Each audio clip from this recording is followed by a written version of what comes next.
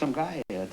These men are very lucky to have one another. Most men don't have this kind of support. At 81? At 81? In fact, men over 60 have almost 8 times the suicide rate of women their age. Too often, older men live cut off and alone. David Tolan comes bearing a vermilion plant he has raised himself from a seedling to celebrate the 75th birthday of his client, Morton Fosberg. Happy birthday. Who lives here alone. In nearly a half a year of counseling, David has slowly worked to win his client's trust. A tough-minded retired businessman like David himself, Morton is not so eager to reveal his feelings. It's not my cup of tea. I'm a nut and bolts guy. I'm an engineer. I think with logic. I look at meters. I take readings. You see, I've got to be frank with you, Morton. I feel that there's feelings inside that you're concealing. Some of the feelings that you're not expressing. You mean you don't have a front? I do have a front, yes. Don't we all? Yeah. Morton came to counseling through the urging of his daughter, who was worried about her father's loneliness. He had separated from his wife after many years of marriage, and then recently lost his closest friend to cancer. I want to feel that more of the stuff that's inside you that's painful, that I can be some help in listening to. I'm trying to convince you that you're sitting opposite a person that really cares about you. You know, that's probably the most difficult thing for me to accept. Because I've sort of tossed up my hands about a lot of people who I thought cared, and I decided... It's no surprise that Morton has begun to lose faith in things. He can't control his world the way he did when he was younger.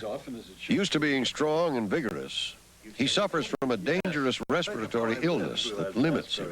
I called up friends in Santa Barbara. And I said, Sam, I got to play tennis with you once more. I got to, even if I hit one ball. Oh, my God. You're going to play tennis? I won't hit much. And he'll hit it right back to me so I don't have to move. But I just want to feel the whack once more. I used to have a pretty good backhand. Why don't you ask your peer counselor if you should play tennis?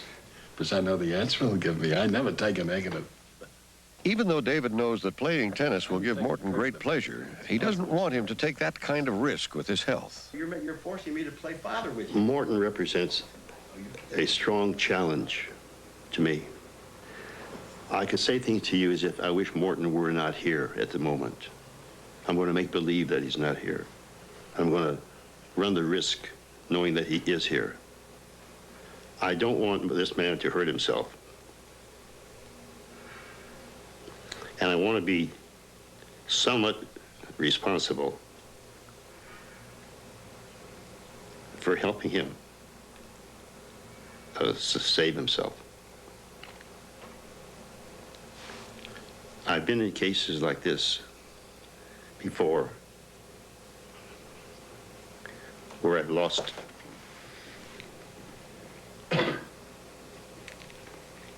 clients because they failed to take care of themselves. Because I want him well, and I know he can be fantastic when he is well.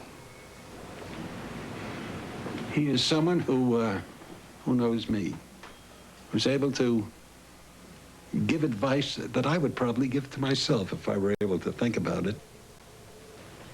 He's on my side. There aren't too many.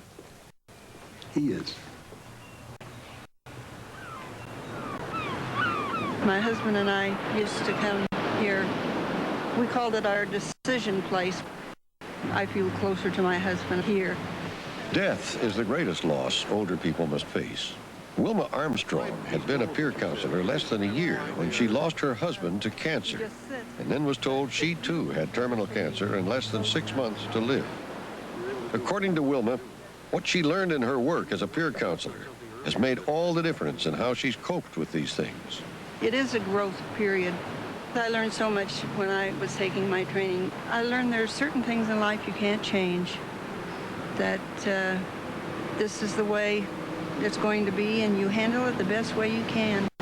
And I'm not even thinking about whether I'm going to get worse or, you know, the only thing I kept track of was the 6 months, that I want to be sure and get that 6 months in.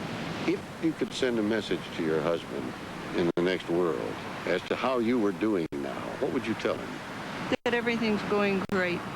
Eating just like I always did, and am able to get around. I'm driving again, and everything is okay. If I were going to look for one word that characterizes what goes on here with the counselors and the clients, and actually in the center as a whole, the word would be joy. The joy of doing something meaningful, the joy of being productive, the joy of knowing that you can enlarge your life at a time when many people think it gets smaller. The joy of knowing that each of us has the potential for change for as long as we live.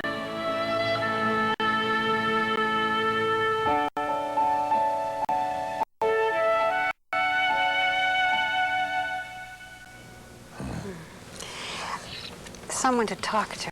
You know, it seems so simple, Hugh, and it helps both the counselor and the person being counseled. Is this spreading, this kind of therapy? Yes, it is. The center we just saw in California is putting out a training manual and a video, and there are similar centers for counseling in states across the nation and as far away as Denmark and Hong Kong. Really? So it's an idea whose time has come, good to is know. unfolding. What do you think are the biggest fears and worries that these people have? Economic insecurity, Yeah. loneliness, and slipping health, maybe in that order. It's been my experience over the years. And talking about it and sharing it makes it... It helps immensely. That's what's so needed, particularly in situations of loneliness. It is harder for the men, isn't it? It is. Men in our society are less communicative, and I think there is a need for redefining masculinity as somebody. That's a holdover from the Victorian era, but men really have difficulty talking. I love when she said you can change at any age, any time. True. Good to know. Thanks, Hugh.